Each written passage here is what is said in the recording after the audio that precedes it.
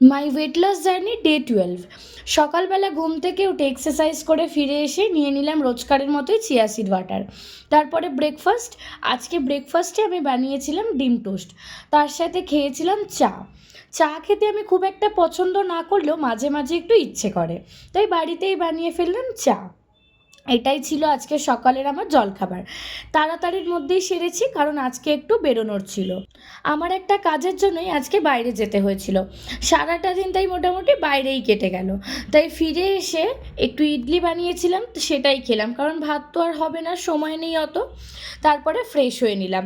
Fresh হয়ে নিয়ে প্রচণ্ড খিদে পাচ্ছিল আর রান্না করতেও একদম ইচ্ছে করছিল না।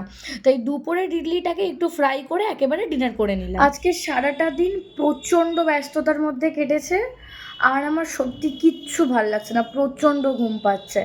এবার আমি ঘুমোতে যাব। Tata, good night to all of you, tata.